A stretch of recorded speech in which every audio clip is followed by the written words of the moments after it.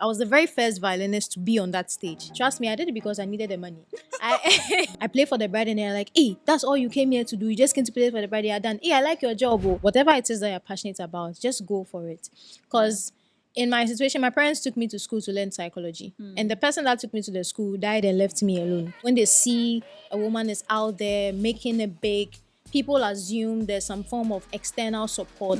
He asked me, why are you even worrying yourself? You are a woman. You should be selling Indomie or doing things women do. Like, you should be leaving the gigs for we the men to be playing and hustling and playing gigs. Good girls never get the corner office, so do not be cheated like the African culture where you are told have decorum, dress nicely, be kind, be nice. I'm telling you, you will go nowhere. Be a bad girl like me and you'll get somewhere.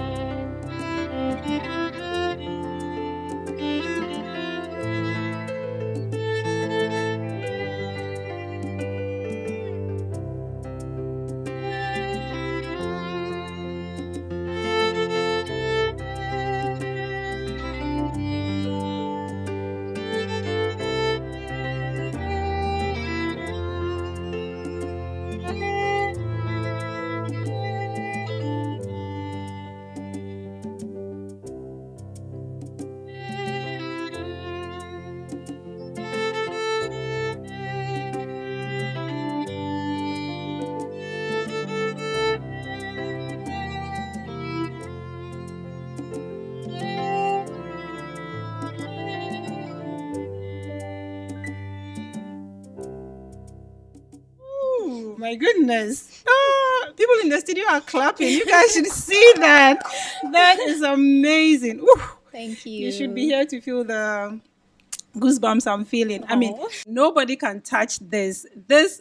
What better way is there to start a new podcast season and the first episode, than this very amazing song that Naana just did for us. The song is called Woman. It's by Becca. It talks about the beauty, the strength of the African woman. And she says, Bibiniba, black woman. And, it's just like this song just fell into our lap on this show. And our show, this is our very first episode.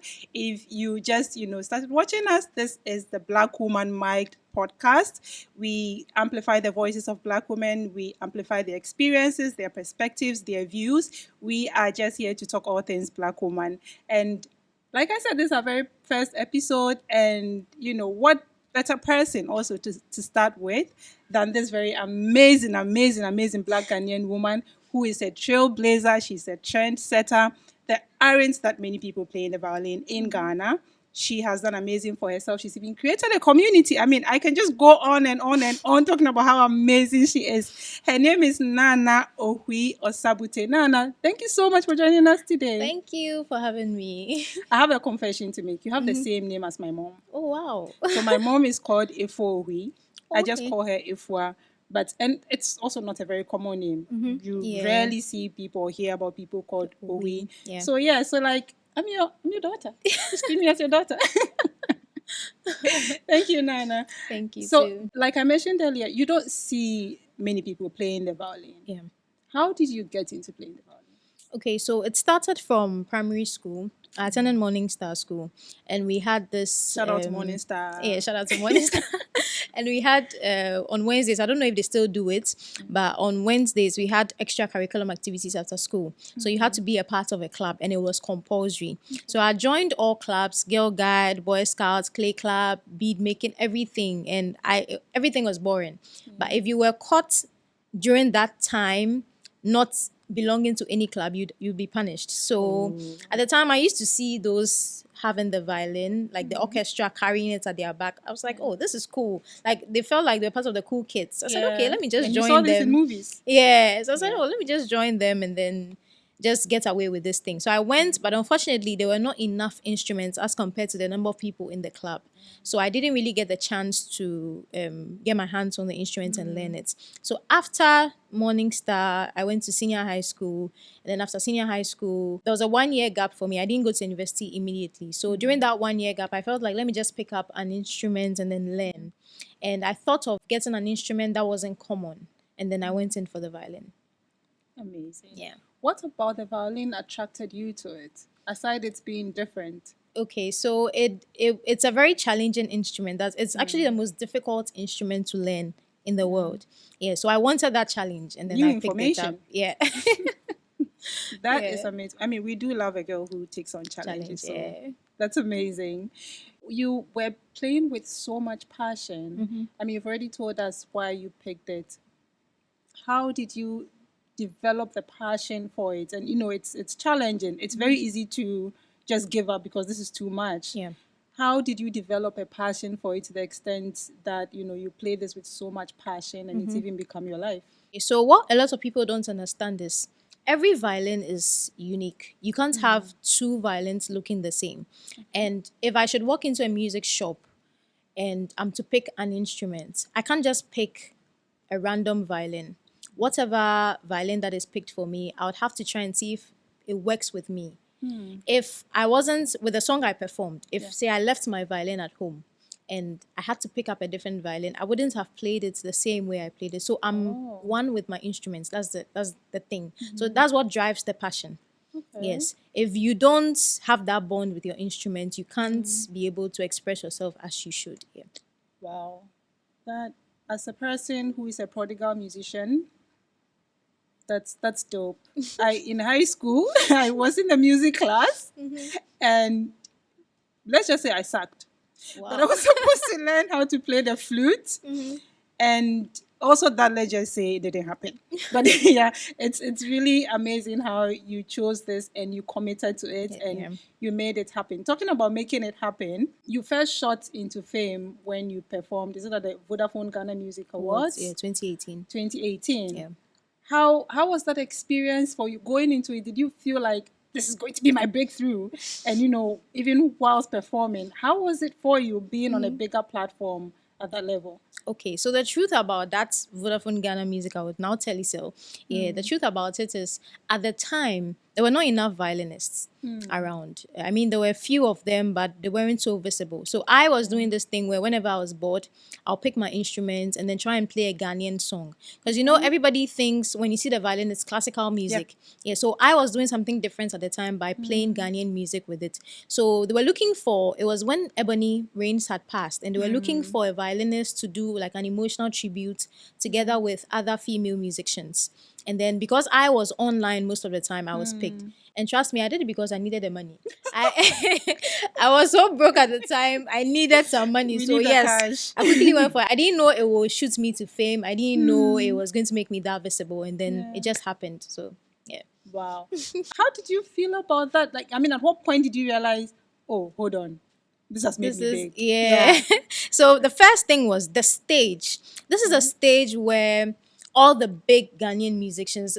That event is like one of the biggest platforms for musicians in Ghana. So for me to be, I think I was, if I am not wrong, I was the very first violinist to be on that stage. Yes. Woo! So it That felt needs a clap. yeah, it felt very big for me. And aside that, having to stand side by side with some of the top female musicians in Ghana was also another big feat for me. So yeah, it was a really big deal for Our me girl at the made time. it, y'all. Yeah. I can't even imagine the feeling of like satisfaction Yeah. you must have felt on that stage that Yeah. you're like, I've made it, I've made it, I've made it. Anyway, let's move away from the violin for a bit. You are the second of two children. I'm the first actually. The Yeah. first of two children. Yeah. You are the oldest, and you lost your mom when you were very young. How did it feel growing up, without a mother figure in your life? I don't know if you had, aunties who stepped in as mother figures, but how was it growing up, not having your mom around? Okay, so I had to be tough actually because my mom was my everything. She was taking care of me. I'm not to say my dad wasn't doing his job. He was there, but he wasn't financially able to take care of me. Like he didn't have a job. So my mom was the breadwinner of the family.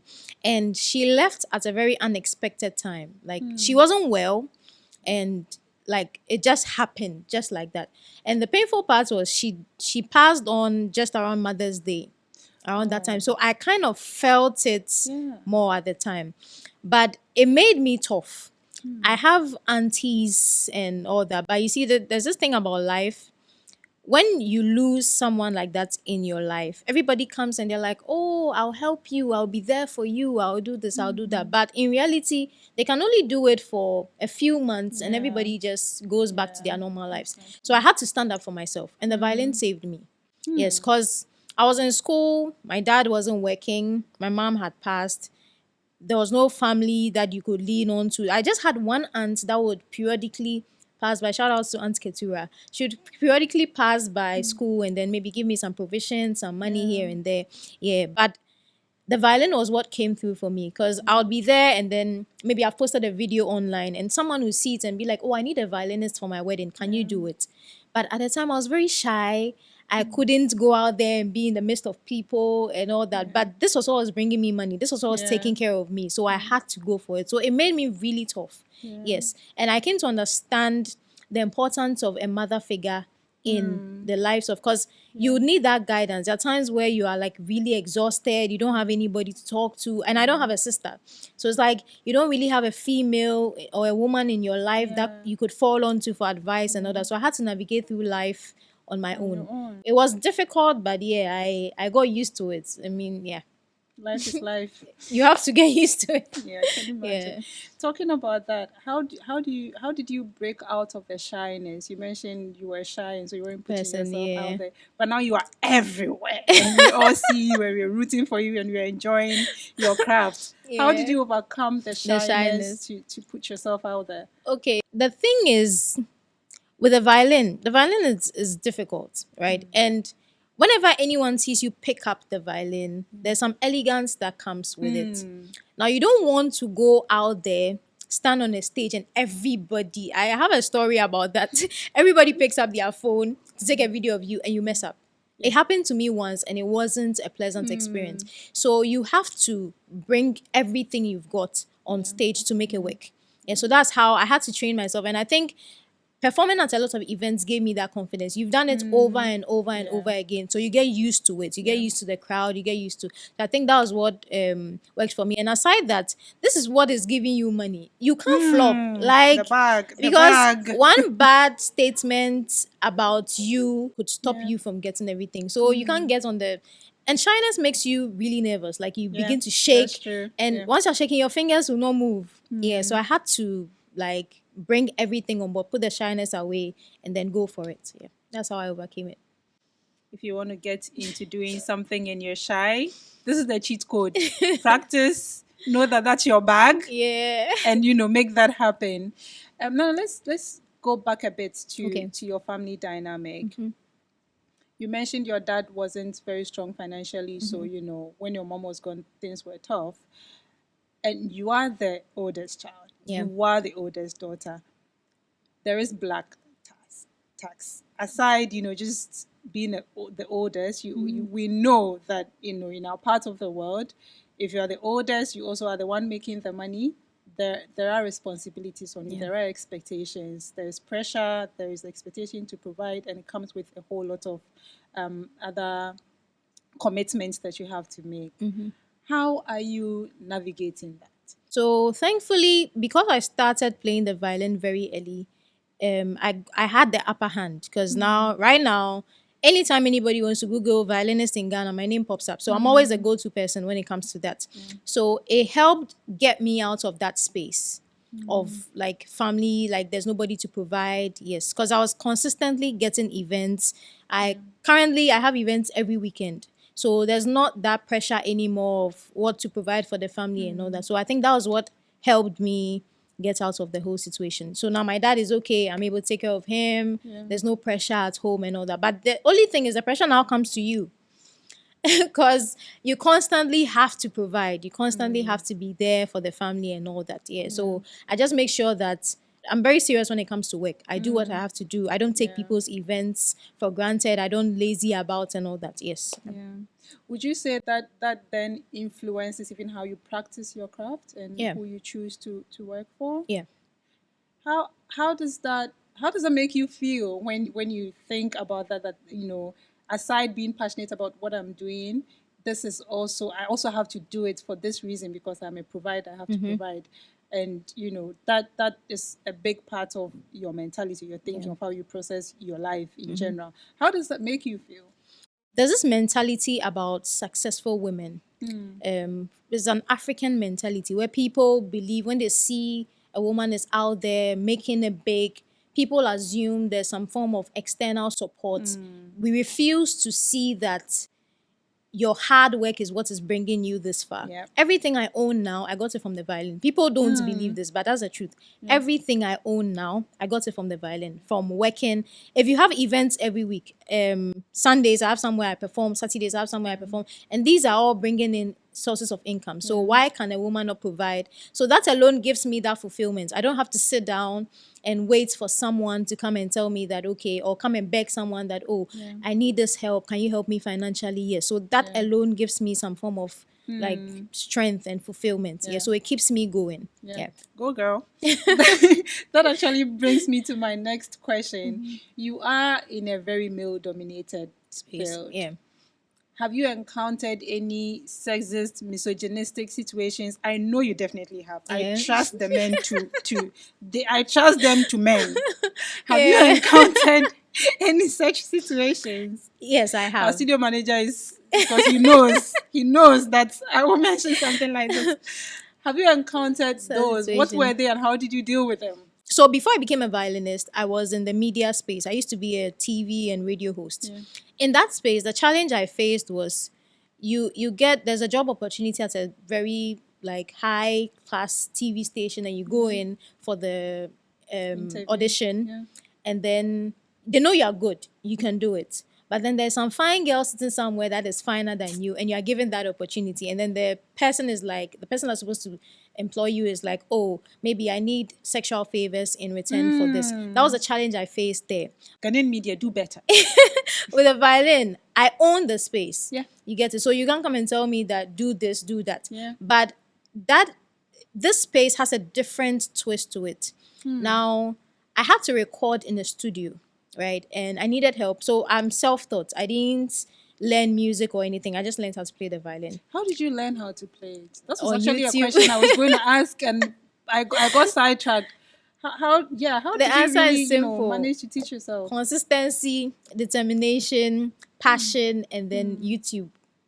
these are the 4 things that helped me. Yeah. So you'd get on YouTube and you'd learn how to play. I Yes. know how unreliable internet can be in Ghana and also Yeah. how expensive it can be.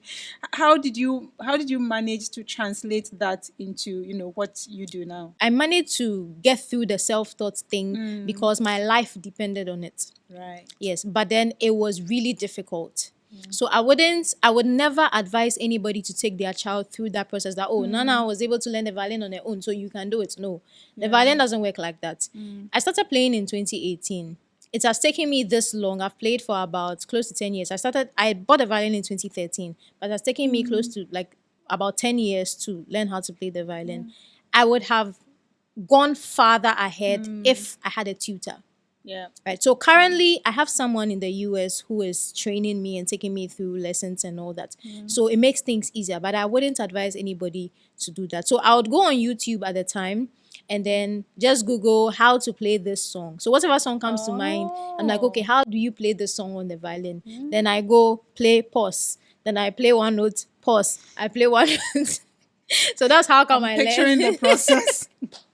That must have been tedious. Exactly. I was spending more on data. I was spending so much time in my room and it was so frustrating. So it takes too much of your time. I wouldn't advise anybody. Just get a tutor and pay the person to teach you. It's that simple. Yeah. Listen, I know we like these stories. We like sob stories that, oh yeah, and I went through this and I made. Please don't put your children through that. She's saying she would have preferred not to go through that. Don't put your children through that, please. Yeah. Okay, so now let's circle back to the sexes and the Yes. So I went to a studio. misogynists. I went to a studio to record a song and I needed somebody who could guide me. That was before I got my tutor. I needed someone who could guide me, teach me a little bit about music so I could understand the instruments better. So I met this guy and then he was supposed to help me out. And he asked me, why are you even worrying yourself? You are a woman. You should be selling Indomie or doing things women do. Like, and I found that very offensive. Like, till date, I always tell people, like, why would you even say that? He said he's also a musician. He plays a guitar. He's like, you should be leaving the gigs for we the men to be playing and hustling and playing audacity! gigs. Yeah, and you, the woman, is out there playing gigs, competing with we the men. And you know, I have a better advantage because I'm a woman. If anybody needs a violinist, the chances they'll go in for a female violinist is more than they'll go in for a male violinist. So he was Imagine hurt working in the that. patriarchy to your advantage. Exactly. It's nice. He was hurt in that aspect that like you should be doing things women do. Why are you coming to like compete with us the men in this field? So that's the aspect that we face when it comes to that. How did you react to this guy? I spoke to him on phone when he said that. I was like, "Ah." And I didn't know him. This was the first time I was interacting with him. So the person that introduced me to him, I called I didn't react immediately. I was just quiet on the phone. I was like, this guy. Then he just brushed it off and went on to the next thing. So I called the person that gave me his number, asked him, is that how he is or was he joking? Yeah. Because you don't just meet someone and just say you should sell Indomie. No disrespect to Indomie sellers, but why would you just push a woman into that space that's where you deserve to be? So I asked the person, is he joking? And he said, I don't know whether he was trying to defend his friend, but he said he was joking. I said, well, he better not say that to my face again because I found it very offensive. But till date, I tried to reach out. The person is very good. I tried to reach out to him to help me out with one or two things, and there's always an excuse. Oh, it's the patriarchy mixed with jealousy. Aha. Please tell me he's jobless now. That I really I want have no him to be idea. jobless. I don't know where he is he now. deserves it. That don't know where is he is now. crazy. That is crazy. In your current work now, I understand you've created a whole community of violin players. How did you come to do that? How did you achieve that? So before they beat me, I didn't create a community, but me being They visible. can't beat you. We'll fight. We are here to fight. So my visibility has thrown more light on the community. The community already Okay. existed, but people didn't know them. People didn't really know. I go to places and people ask me, are you the only one doing this in Ghana? Do you have other people that do? We are a lot. I can count. I'm sure we are more than 100. Oh. Yes. But then I made it visible because you see me at a lot of events. Bloggers take videos and post, and it's attractive. So everybody wants that. Right now, I see a lot of kids learning how to play the violin. Everybody wants their child to get into this space. It's created a lot of jobs because now, at first, everyone was looking for performers, violinists. But now there's been branches of it. Now, if you want violinists that do studio recordings, there are people that are just sitting there doing that. There are violinists that perform at events. There are those that do only tuition. They just go home to home and teach people's kids and all that. Yeah. So it's created an avenue for everybody to make some money out of it. Yeah. That's amazing. And you are in the performing Space. community. Yes. What role do you play in this community? So I mostly perform at weddings, proposals, most of the trending weddings and proposals that have violinists. You definitely, the chances that I have you seen see you me, there, girl. I have seen you. I have go seen you do your places. thing. Sometimes I go to an event and then I can meet a fellow creative or a vendor and they're like, when I heard there was a violinist coming, I knew you'd it be was there. you. It definitely had to be you. So yeah, I perform mostly at weddings, proposals. I do funerals as well. I do corporate events as well. I've worked with a lot of big brands. I've performed for a lot of important personalities. Yeah, so that's basically what I do. That sounds like you are doing a lot. Yes. And those of us who know you, and majority of Ghanaians know you, we see that you're doing a lot. Like you mentioned, for every event, you know that Naana is going Yes, to be we there. are. This must be tiring and exhausting. Yeah. We as Black women, we have been pictured as people who are strong. Yeah. And even when we don't feel like it, we have to do performative strength. We have to keep going. How do you rest? How do you make time for yourself to rest? Because this, like I said, this must be exhausting. Yeah. And you're playing constantly, and so you're using your fingers, you're using your shoulders. How do you rest? Okay, that's a good question. And I'm glad you asked that question. There's a whole lot that goes into playing the violin that Ghanaians don't understand. We think, oh, you just pick up the violin. Oh, there's a beautiful violinist. She's there. She's performed. She's done. I go to events and some photographers and videographers are like, I play for the bride and they're like, hey, that's all you came here to do. You just came to play for the bride. You're done. Hey, I like your job. Oh. Now, the truth is, most of the work is done at home. And like you said, it's very exhausting. I can't take breaks. The reason being that this instrument line over here loves a lot of attention. You take a break, the next time you pick it up, everything you've learned is going down the drain. You need that consistency. Like every single day, you need to practice. You practice like you eat, morning, afternoon, evening. The minute you put your violin down for a while, you get rusty. So that's one thing. Now, for me, that performs every time at events, it takes a different toll on me in the sense that you don't have time to, I'll speak for myself, I don't have time to feel, if for lack of a better word, to show emotion. Yeah, I can only show emotion when I'm playing the violin. So let's say I have 3 weddings coming up consistently, and mostly weddings are on weekends, and you can't wake up feeling moody. No, because the mood affects how you are going to perform. You can't be playing at somebody's wedding and you are depressed or you are sad. It shows in your performance. So that's where the problem is. That's where I find the challenge, because sometimes you need a break, you need to relax, you need to feel something, and then you can't, because this instrument is lying there waiting for you, like, come and pick me and practice. So you have to practice not just the notes, you have to practice your smiles, you have to practice how you're going to show up and be, and when you hold an instrument, everybody wants to talk to you, everybody wants to be your friend. So like you always have to have that bubbly and smiling personality. So that's the difficult part. When it comes to how I rest, I love to travel a lot. So whenever I have a free time, that's the first thing I do. I have to pick up my bag and look for somewhere to go and hide myself, turn off my phone, and then just rest. So that's mostly how I relax. But I barely get that time to travel. So most of the time, I'll be home. Because even if you want to travel, you have an event in the next weekend. Where are you going to? You can just go for like some 3 days and you're back. So I'm mostly at home. I spend most of my time watching movies. I'll look for some food I haven't eaten in a long time, spoil myself, eat. So that's basically how I rest. Aside that is work throughout. So just doing nothing, like being home, that's how you practice self-care. I understand you're an animal lover. What role do your babies play in this self-care routine? Okay, so I'm an animal lover. I love all animals except reptiles. But then every other animal, yes, I get so fascinated This is by discrimination against reptiles. What did they do to you? I just don't like reptiles. I don't like lizards, frogs, Snakes, Oh, I don't like those those things. can But be creepy. I'm with you. yeah. I'm with you. But aside that, I love dogs, cats, and all that. So basically, I take care of them. That's Do you how have dogs pets. Yes, I yourself? do How have many do you have? dogs. I What kind have of animals do three. you have? I have three dogs, but I Okay. wish I could What are their have more. names? So I have Luna, Chase, and Scott.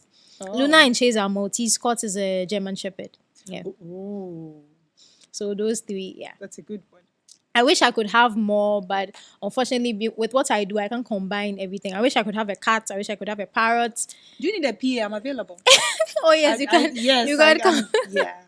I'll be there for the dogs. Yeah, yeah, yeah. So You have an aquarium as well? yeah. I have an aquarium. I What keep kind of fishes. fish do you have in there? I have a beta, goldfish, some pandas.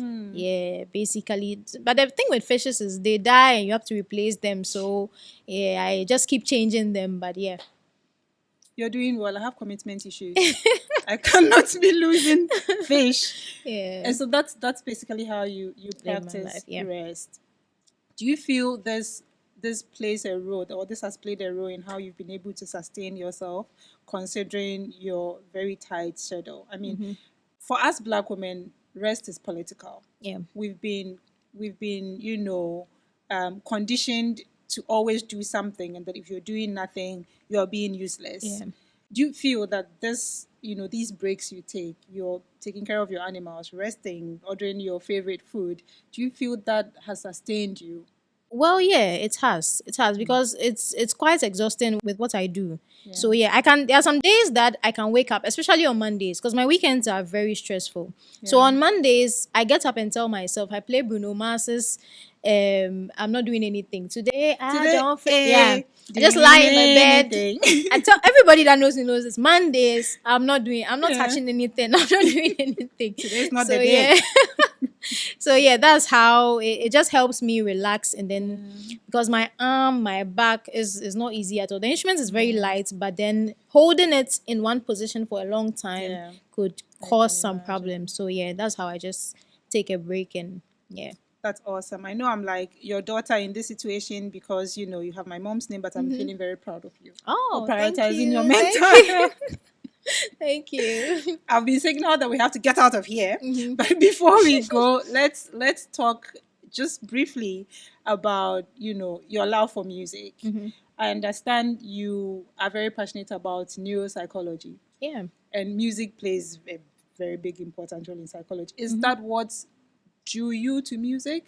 Was it the music that drew you to neuropsychology, or it was the other way around? For music, I've always loved it since I was growing up. I don't know why, but I've always been a lover of music since I was a kid. With psychology, it was a course I studied in the university. It wasn't a course I chose or I wanted to do, but then I developed a passion for it afterwards. For neuro, the reason why I got more closer to neuro or loved neuro more was because of my mom. So she died of stroke, and it started from her brain. And at the time, I didn't really understand what happened. Like, the person was fine. She was okay. Yeah. Then just one day she got up and she's like, it's as though she went mad in one day. She just got up one day and started behaving in a very abnormal way. And I didn't understand, like, how does this happen? So me studying, so we did a bit of neuropsychology back in school, and then I got to understand like the brain and the nervous system. So I'm really attracted to that aspect of psychology. I love to understand how the brain works and how the nervous system connects to, like, I just like to understand that aspect of Yeah. psychology. Yeah. So that's why I developed a passion for neuropsychology. Yeah. That is both empowering and sweet at the same time. Thank you so much. Thank you too. We are going to wrap up with this. For any young Black girl who is interested or looking to do music of any form, what is your advice to them? Okay, so my advice will not be just for music. I won't limit it to music because I chose music because of what it did for me. It saved me in so many situations. But there are so many Black girls out there that are passionate about several other things. It could be sports, it could be journalism, it could be cooking, whatever it is that you're passionate about. I tell kids, I'm mentoring some kids, I tell them that whatever it is that you're passionate about, just go for it. Because in my situation, my parents took me to school to learn psychology, and the person that took me to the school died and left me alone. So if I hadn't taken up music, I don't know. Sometimes I ask myself, what would I be doing with the psychology at this? It only helps me with my mental health and dealing with human beings and all that. But aside that, it doesn't fetch me any money. But music is what saved me. So if I hadn't started at that early stage, I probably would not be where I am today. So whatever it is that you feel you can do, just go in for it. Even if financially you are not there or what, just start somewhere and go in for it. You never know where it could take you.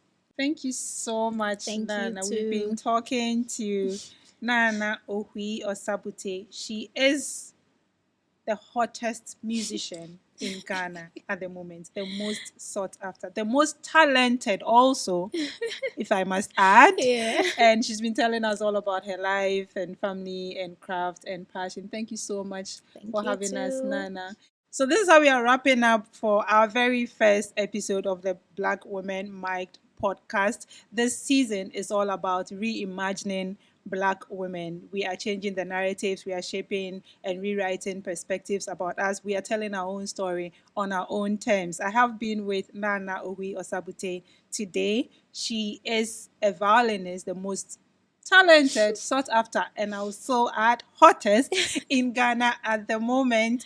This is where we end. We are going to be bringing you more insightful, more educative conversations with other very amazing Black women on this season. Do stay tuned with us. In the meantime, do catch up with us on all our social media platforms. It's Black Women Mic'd on Instagram, on Facebook, and on TikTok. And of course, on Spotify, it's also Black Women Mic'd, or any other platform you get your podcast from. We are also Black Women Mic'd on YouTube.